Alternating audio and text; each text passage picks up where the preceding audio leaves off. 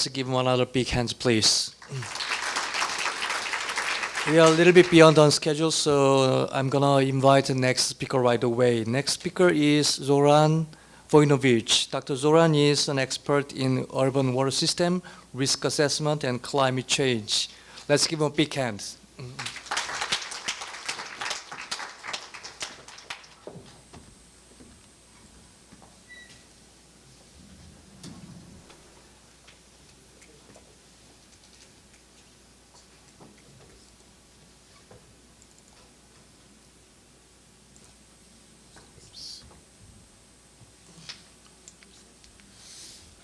Okay, good morning everyone.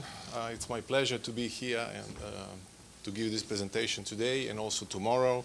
And I would like to thank very much to the conference organizers and particularly to Professor Park, with whom I've been discussing on how I can make contribution and bring some of the experiences from some of the European projects. And what I'm going to present today is some of the work that we've done in terms of the resilience and resilience assessment and how to build resilience towards hydrometeorological events, which are basically coming up or exaggerated with the climate change. And the work that I'm going to present today relates to the project that was just completed last year. It lasted for almost 5 years, and it's called Pearl Project, funded by European Commission. I have prepared this presentation. I would like to also give credits to our emeritus professor from IHE Delft. I come from IHE Delft in the Netherlands, the Institute for Water Education. IHE stands for Infrastructure, Hydraulics and Environment, and it is the institute which has been existing for more than 60 years and deals exclusively with these topics and tries to make an impact internationally. As I mentioned, I'd like to also give credits to the Emeritus Professor Michael Abbott, who's been involved in the work of the Pearl Project. I guess I don't need to convince anybody here that we live in the time of extremes, especially speaking of the climate. Some time ago, we would talk that this year was particularly wet or dry, and then after a while, there was another year and so on. But nowadays, we speak within a given year that we have periods which are very dry or periods which are very wet. And that poses considerable challenge on how to build resilience to this kind of new situation. And the systems that are built, particularly in urban environments, like drainage systems, flood protection systems, they are no longer really responsive to these new challenges. And there are lots of reports. We've seen some of the references to the IPCC reports that there is a considerable shift from the previous rainfall patterns and also the future patterns that have been projected in terms of the climate change impacts. So if you look into the disaster risk, it's doubled over the last 40 years, and we can look into different kinds of disasters. And those that I'm presenting today, addressing today, are the hydrometeorological disasters. And if you look into some of the statistics, and this is the University of Leuven, statistics that shows the number of events, disasters events, for different kinds of events. So we have here biological, geological, and hydrometeorological. And as we can see, the hydrometeorological are the ones which have the most rapid increase out of all. So now the question that presents itself is this due to the climate change, or is this due to something else? Or what are the causes to this?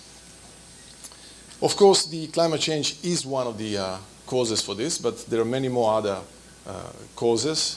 Of course, one of them is how do we respond to many processes. How do we develop land? How do we build urban environments? And how do we react in relation to to population growth and urbanization?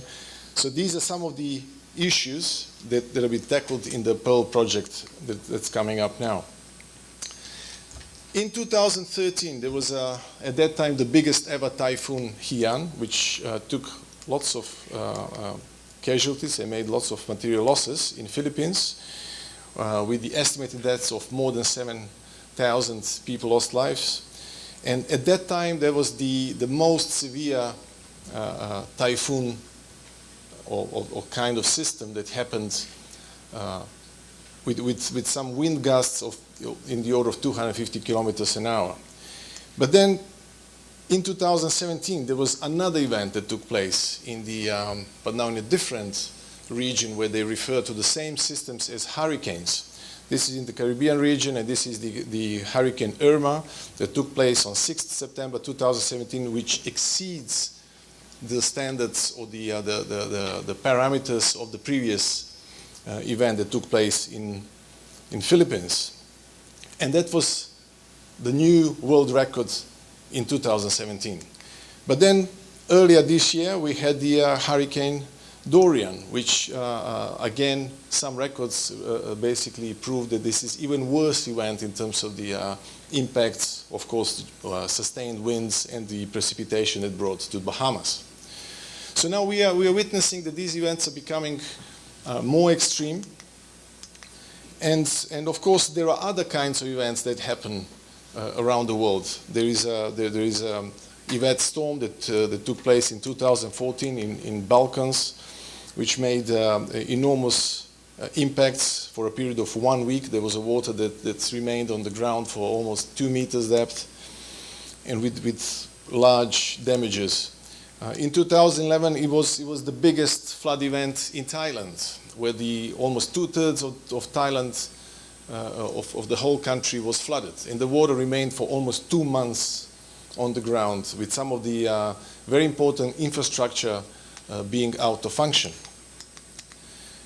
And then at the same time, we also can observe the heat waves. In Europe, for example, there was two particularly strong or kind of considerable events that took place in terms of heat waves.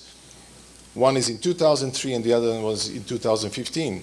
And the economic losses were really significant, and also there were more than 30,000 people that lost their lives due to the heat waves and the heat stress.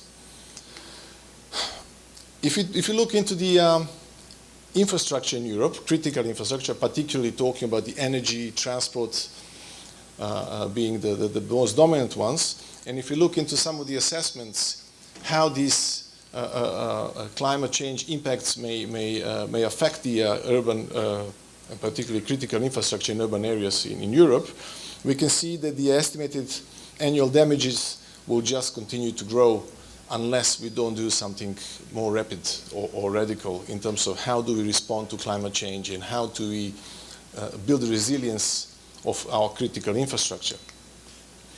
So another important thing that we need to consider when we talk about building resilience is that especially because I'm talking here about the hydrometeorological events and primarily floods, when the flood event occurs, it makes impact, which is a physical impact onto the environment. But then, of course, we have a number of cascading effects that take place, and often these are not taken into consideration when we plan our responses and resilient measures. And that's very important to look into these cascading effects, which go all the way, starting from the material damage all the way to the economic losses, social tensions, environmental pollution, and so on. So I've mentioned now the extreme events with extreme impacts, but also there are smaller events which can also have extreme impacts just because of these cascading effects. This is where we have to look for the ways how do we build resilience of our infrastructure. So a typical pathway to resilience to this kind of events is to understand hazards, to also understand and reduce vulnerabilities, to minimize exposure, and to develop sustainable measures. So I'd like to share with you a few of the results that we achieved through this project called Preparing for Extreme and Rare Events in Coastal Regions, as I mentioned, which finished last year. It involved 24 international partners with a funding of 6 million euros funded by European Commission. It was a very last 7th framework program. The main aim of that project was to develop adaptive risk management strategies to increase resilience in coastal regions in Europe. And we have adopted the notion that we want to really transcend the resilience into transformation. We wanted to take challenges into opportunities. And together with that, we've been busy developing various frameworks, methodologies, and tools to support all of the above.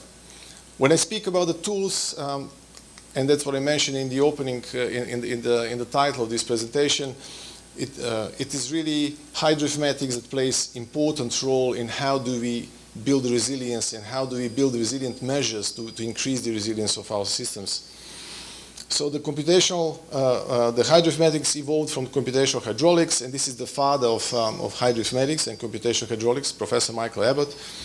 So it is a field of study that uses different kinds of data models and decision support systems for solving water and environmental problems. So in terms of the Pearl project, where hydroinformatics technologies have been further advanced, we looked into the holistic view of risk. We've tried to address the multiple hazards, multiple vulnerabilities, and we also looked in a combination of different measures. So the work that we've done in the Pearl project has been demonstrated across different sites in Europe, in 7 European cases, and also in Asia and Caribbean, and also we've had some associated case studies in Cuba. So how did we look into building resilience from hydrometeorological events? We have first started off with developing the holistic view of risk, where we look into socio-technical environments or socio-ecological environments. In this case, we focused on urban areas where we have, of course, social systems, we have technical systems, there is a continuous interaction, the society demands certain technologies, then the new technologies create new way of behavior, and there is a continuous interaction. And that interaction may form vulnerabilities, which in the case of a particular hazardous event may either create conditions for increasing or reducing risk. So this is the framework we adopted in the Pearl project, and we've used different models that go from hydraulic models all the way to the agent-based and complex adaptive systems models. So in terms of the multiple hazard analysis in the Pearl project, we've looked into combination of different hazards, where, for example, you may have floods coming from in urban areas, but also coming from river systems, fluvial or coastal systems, and how the combination and propagation of these hazards can affect infrastructure and urban areas.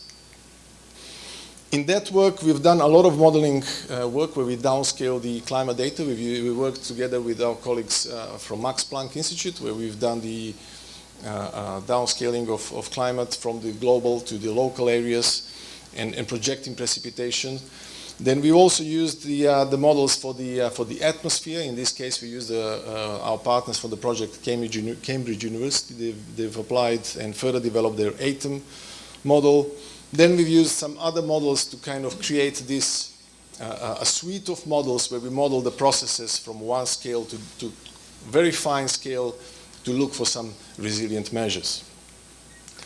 So this is another example of some of the new algorithms that they've been developing in this project, and these are the flexible mesh algorithms, which are very computationally efficient and can model different perturbations in systems, and they also contain some shock capturing methods that can find this fine physics and model the processes, so that we can extract the forcing and go to the models for water processes. Some of the examples of the work that we've been developing, we've been developing all kinds of different one-dimensional, two-dimensional, three-dimensional models to look into the waves and in the coastal areas, because the project addressed coastal regions and cities primarily. We've also looked in a very fine scale modeling in urban areas, the processes, how the water goes around the buildings and how it can create hazards. What you see here is a combination between one-dimensional and three-dimensional model. One-dimensional in a pipe network and three-dimensional from the surface, where we can look into this very fine physics and try to address the hazards. Another important aspect in this project was the data. And like the drone that we've used today for taking the photo, we've also used the drone to correct the LiDAR survey data to find these small gaps that you typically cannot discover from the LiDAR records. LiDAR is just taking the information about the surface from the air, but doesn't really look on the side. So we've used the drones to look for these openings, which will allow us to build better models, more reliable models, to assess the hazards and the risk. So in doing that, we applied the structure from motion technique, and I'll quickly just show you the results. This is, on the left side, is the result of the flood model built on the conventional LiDAR data, and the other one is the model where we use the structure from motion technique, where we flew the drones to identify those small gaps and to incorporate these fine features into our hydraulic models. So when we talk about hazards, typically with the water hydrometeorological phenomena, particularly flooding, we looked into the water depths, we looked at velocities, we looked at flood durations, but we also look into the concentrations of bacteria or pathogens in the flood waters. Typically, the flood waters are assumed to be only basically that they have impacts only from the forces that they're bringing, but not really with the water quality aspects. So we've looked also into the water quality of the flood waters. So this is an example when we look into the flood hazard analysis. The first images show the water depths, the hazards mapping based on the water depths. The second images show the duration of floods, and this is in case of Thailand. And the third one shows that if we would now model or try to assess the for example, concentration of E. coli bacteria into the flood waters, then the flood hazards or flood hazard map may become completely different. And then we've done that for different situations at the peak hours and off-peak hours, which is particularly important for urban areas. So in doing that, we have created a quantitative microbial risk assessment method that addresses the floodwater situation. And here we start off from the modeling the concentrations, then we overlay with the population data, and we come to the illness probability values that we can try to project for some decision making. And this is an example from Denmark, from Greve, outside of Copenhagen, where we've done simulations with the water depths on the left side and the sewage dilution for future events, and then we move to mean probability on infection.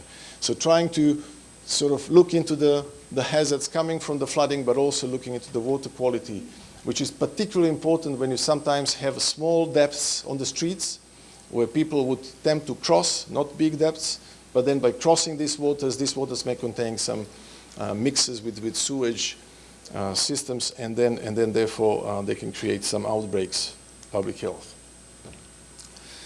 So we've done also quite a bit of work in terms of vulnerability assessment in this project, and we've looked into different aspects: social, cultural, physical, economic, environmental, and also institutional. I will just here present the institutional vulnerability, which is, in my view, quite innovative thing that we've done here. We've looked into how different institutions which deal with the, for example, in urban environments, you have institution which deals with the infrastructure, power infrastructure, another one that deals with the water infrastructure, another institution deals with the environmental protection, and another one may deal with some spatial planning, and so on and so on. And the point here is that if you have these different institutions operating in silos, not really talking much between themselves, they can create sites which are highly vulnerable. And then when you have the hazardous event, then you can get a disaster. In this case, we've used the agent-based models to do that, to model the functioning of different institutions, how they develop their policies. And then we explored how that can propagate into the into a particular disaster. In this case, we are modeling the land use based on some land use zoning. This is one of the case studies in our project, in the Pearl project. And the dots that you see there is basically how in this case, it is a St. Martin Island, which is one of our case studies, is developing in terms of the houses and other built environment. And then, of course, on the top of that, we are modeling the other processes and trying to assess how vulnerability may propagate through time, and when the hazardous event happens, how that can collectively lead to a disaster. Then we also, in the same environment, we model rainfall runoff processes, hydrology, and also hydraulics. So we've done that in two different systems. One was the NetLogo, and the other one is in a completely different coding environment, Repass Symfony, and we've got pretty good results and promising results, which are very important which can be very nicely used for the understanding or building resilience in urban environments. We've also done the same work with the agent-based models with the traffic simulation, coupled that with the flood models, where you can see how the cars go in urban environment, and then the water pops up, and then how the traffic congestion can happen, and so on and so on. This is another interesting work that we've done there. In terms of the cascading effects, we've done quite a bit of work in Thailand, and this is the Sukhumvit area in Thailand. We've started off with 1D, 2D modeling, modeling the floods basically, and then we've looked into how the water supply system is vulnerable. We've done the assessment of water supply system, water distribution and supply system in Bangkok. We looked into the power grids and the transformers and the different power fittings through the city, and tried to assess how vulnerable they are. And then we overlaid all of that information with the flood maps to see how that works.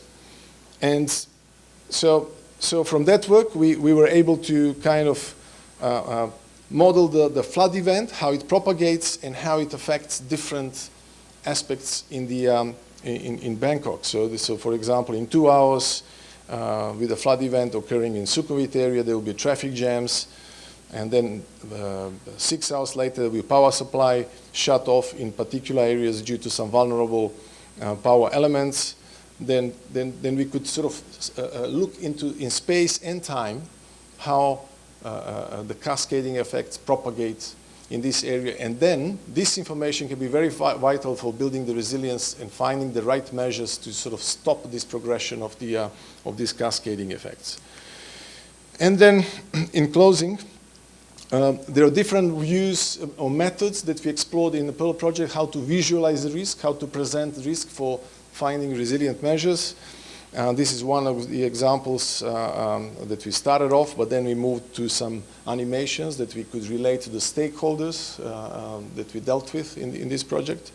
So this shows, for example, for example, after building a particular measure to increase the resilience in environment, you could have an animation that shows on a dry day or on a wet day how it looks like, and these are some of the animation techniques that we've used to talk to our stakeholders in the project.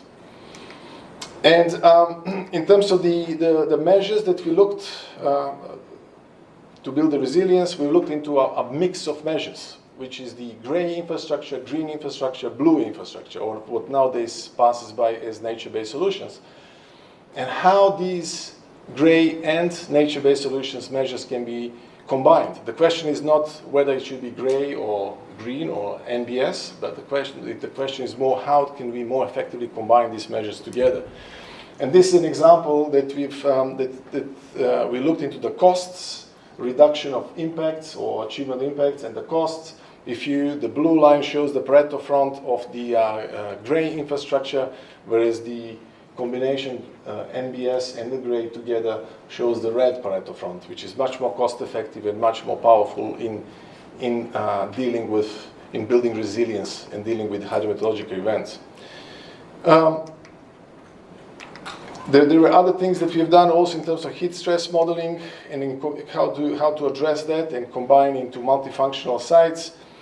So in the very last couple of slides, the notion in our project was that we would like to really use the opportunity that there is an issue, and then we have to deal with it, in this case hydrometeorological events, but then how can we take that and go beyond resilience, and how can we use that as a basically force to look into some other opportunities and transform our environments to be not only more resilient, but to achieve many more core benefits.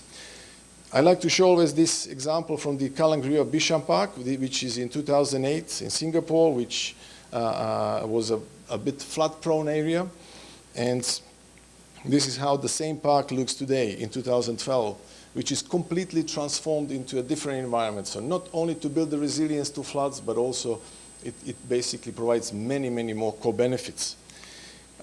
This is the park, how it looks like. Coming from the Netherlands, there is a lot to show in this respect, and that's what I'm going to show tomorrow in my presentation.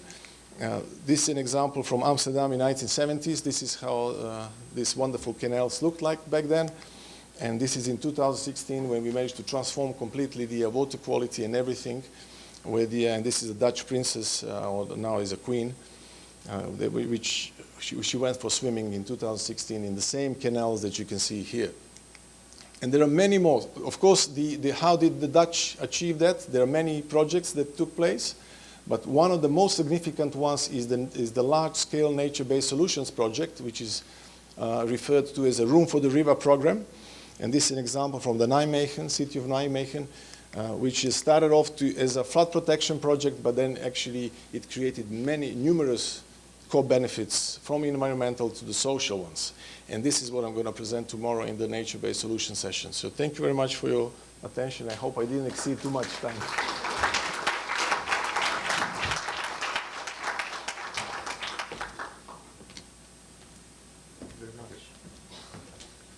Thank you very much, Dr. Vojinovic.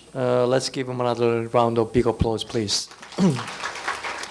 Okay, I'm going to invite the next speaker for our plenary session, Dr. Jong-han Chun. He is currently working as a research fellow at APEC Climbing Center, and he used to be a research faculty at Johns Hopkins University. Let's welcome Dr. Jong-han Chun.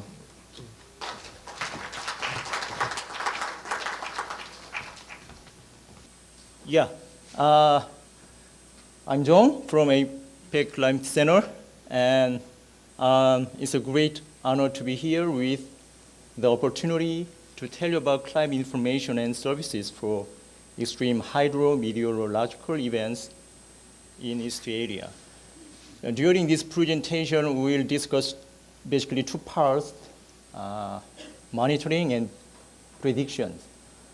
But I brought several details during this presentation, but probably I better skip those details. So you may not be very interested in the details, and also for the valuable lunchtime. Let's start it.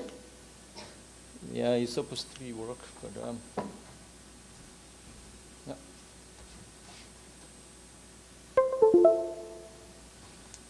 Yeah, okay. First part is basically on monitoring, how we can monitor that extreme events and what is really important for that extreme. The APCC, if you visit the APCC main homepage and you can read some Korean characters, then you can navigate through some pathway to these monitoring websites. In the monitoring website, we service the monthly timescale monitoring and weekly timescale. So in the monthly, we can see some extreme temperatures and precipitation, and also you can see several drought indices. And in the weekly monitoring system, also some similar the indices will be services. Extreme temperature and precipitation. And here is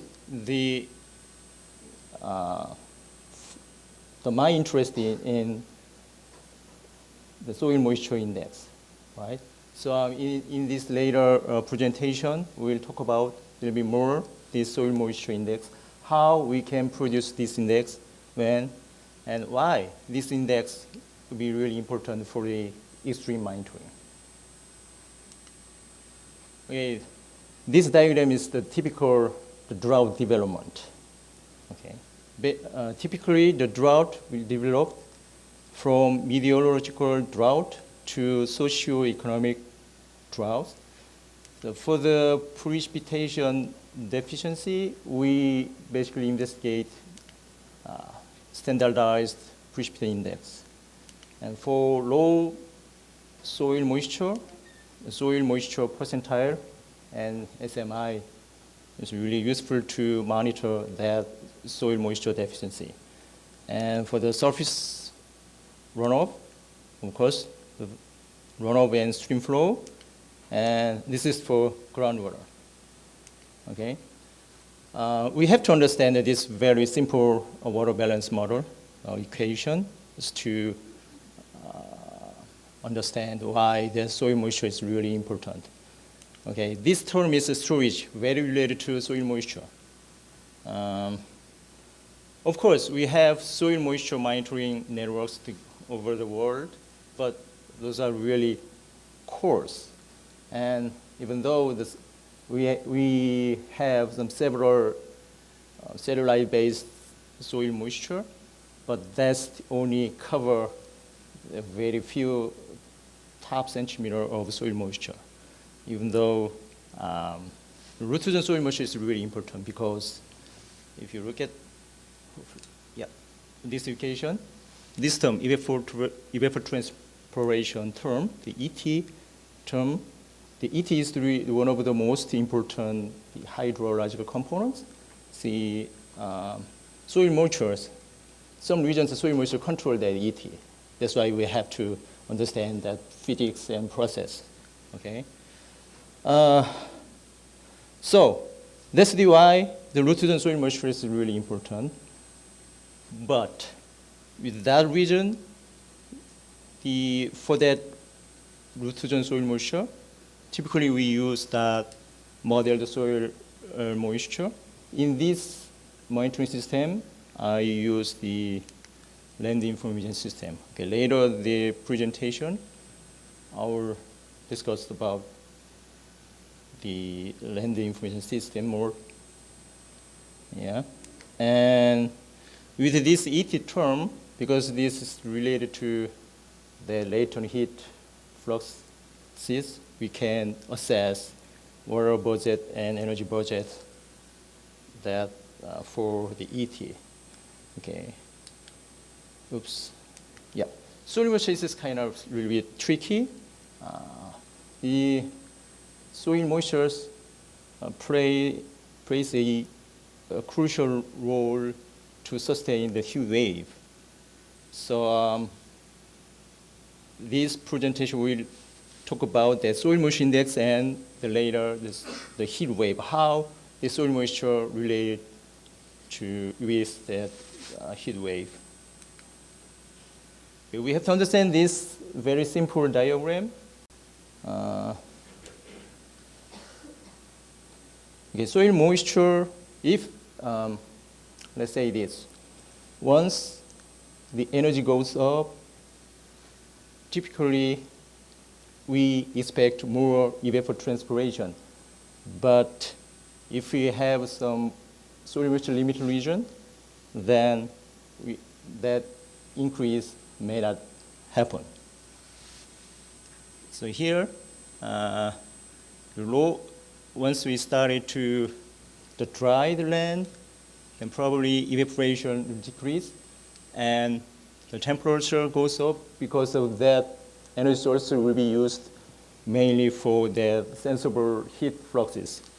And also this evaporation is kind of a source of the rainfall. So due to that lack of the source, we can easily expect low precipitation. This way, the further land, the further dry. Yeah. Based on that, this diagram shows how the drought will expand or strengthening or concatenating. Okay. These three categories are based on where the rainfall sources come from, basically. So if this region A, the rainfall comes from that region, then because they already suffer drought, so no more the water source will be feed into that region. So the drought will be getting more severe. And that region, A feed into the surrounding area. So with that decreased source, the surrounding region will be more dry, right? And the last one is the B. The source of B is coming from A. So now the drought will be onset on B. That's how the drought will expand or getting more severe. That's why the soil moisture is really important to understand the drought and even the heat wave. Okay. But not all regions will be controlled by soil moisture. If we have sufficient soil moisture, then as energies go up, the soil evapotranspiration will increase. But okay. So that region is simply, if we look at that correlation between evaporation and temperature, we can easily expect that positive correlation between those. But this region, the soil water limit region, because there is little soil moisture to be evaporated. So even though the energies go up, we don't have too much water to be evaporated.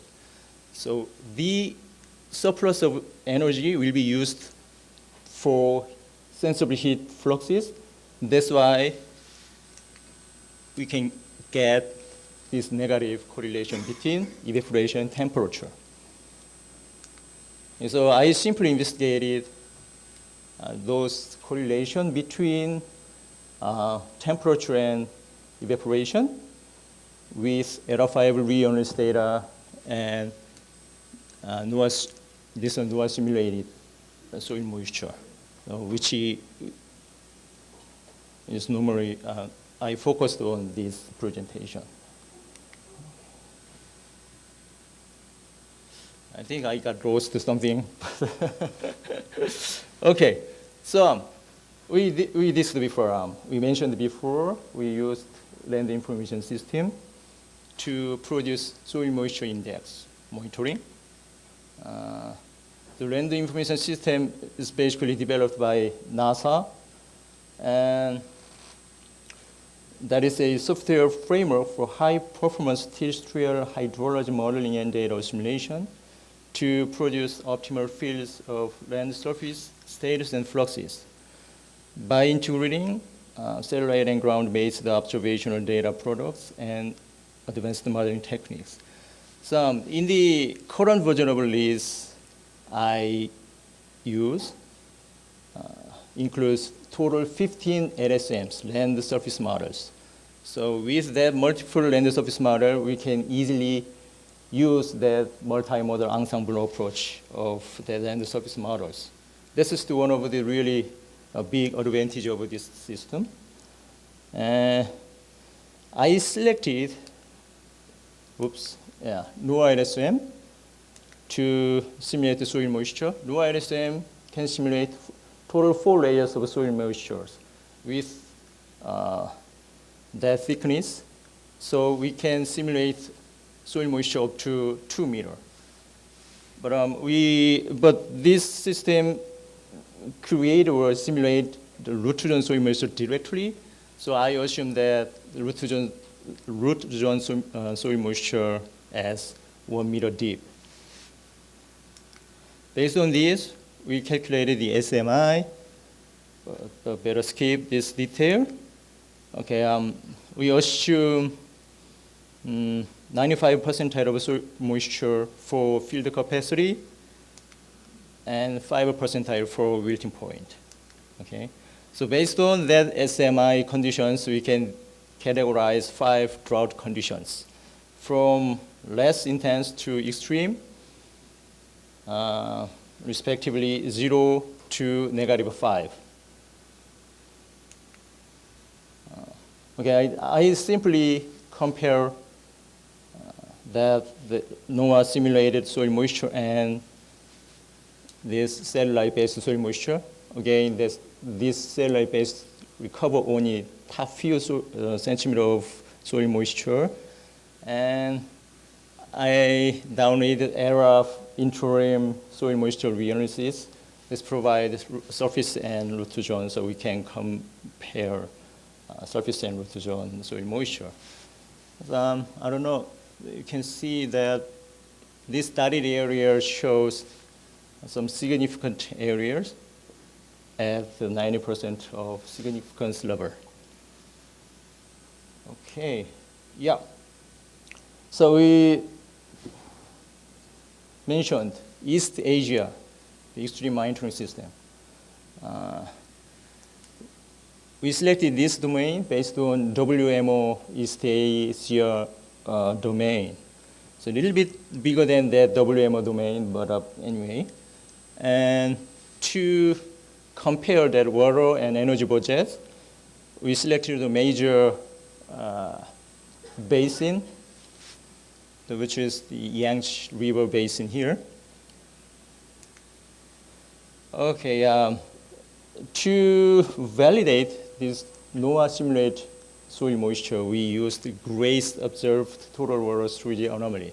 The GRACE is gravity recovery and climate experiment. It's basically the twin satellites. So the systems detailed measure Earth gravity fields anomaly. So based on that anomaly, we can estimate the total water storage anomalies. So for this, we take simple mean of these three products, and total water storage change will be estimated by this equation. For the NOAA simulated TWS, basically we sum the total column soil moisture, snow water equivalent, and canopy water storage. The typical definitions of the TWS, it should cover or include groundwater and reservoir storage. But this NOAA doesn't simulate lake or doesn't produce the groundwater. So for this study, we exclude those two storages. So that might produce some errors. The simple water balance equation will be used for TWSC. That is the result, the time series of TWSC between GRACE and NOAA. If you look at anomaly correlation, for TWSA 0.7, TWSC is 0.56, it's relatively higher. Okay? And this is the comparable assessment for ET and sensible heat fluxes. So evapotranspiration by NOAA was compared with those 5 products. Okay, the FluxNet, FluxCom, ERA5, GRIM, and GCR. The GCR is generalized complementary relationship. There will be some conceptual model for ET estimation. Okay. If you are interested in that one, probably I can give some really good reference for that. It's a really powerful tool to estimate evapotranspiration. And we have really high R-square value close to 1. Also, the slopes are very close to 1. But the sensible heat fluxes in the Yangtze Basin from the FluxNet, we have the close to 1 of slope and relatively high R-square value. But the comparison with ERA5 soil moisture, ERA5, the sensible heat flux, the NOAA overestimated compared to the ERA5, and R-square value is 0.56.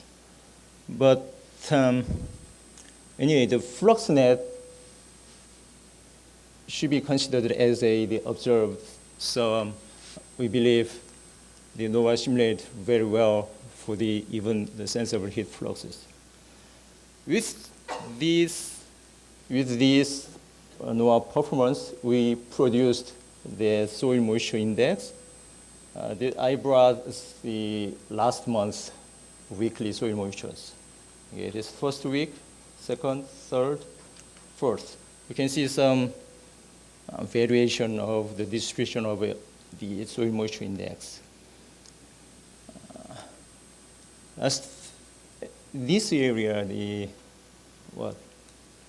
southern and east of China, they suffer really extreme soil moisture drought for several months. Okay, so far we talked about the soil moisture index, how we produce this one, and why the soil moisture is important. Okay, let's keep. From now, we'll discuss a little bit briefly about the heat wave. Okay, that's the heat wave, the frequency definition. Let's skip. We took some the empirical orthogonal function analysis for heat wave frequency in summer season only. So these three are the first three modes of the heat wave frequency. Let's skip.